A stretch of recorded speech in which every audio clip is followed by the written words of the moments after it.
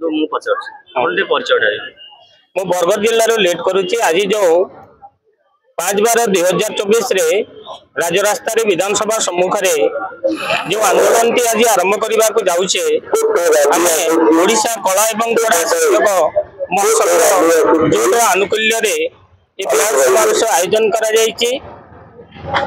2013 ମସିହାରୁ ଓଡ଼ିଶାର ଉଚ୍ଚ ପ୍ରାଥମିକ ବିଦ୍ୟାଳୟ ମାନଙ୍କରେ ସରକାରଙ୍କର नीति नियम अनुजाई आमको विभिन्न विद्यालय कला एवं क्रीड़ा शिक्षक भाव में नियुक्ति दि जाइए। सही समय आम मान सामूहिक भाव में नियुक्ति देकी दीर्घ 12 वर्ष है आम मान अवहेलित अवस्था रखा जाइए। आज आम नूतन सरकार माध्यम आमर ये दुख एवं ये समस्या को जनवाई आज आम राजरास्ता को ओह्लैचु।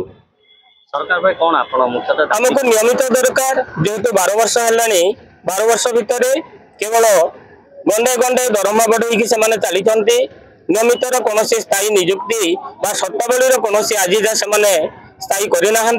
तेणुक आज आम सरकार को आम जनइबा चाहूँ शीघ्र रु शीघ्र शर्तावली तैयारी करी आमर नियमित किसी से कार्य करंतु।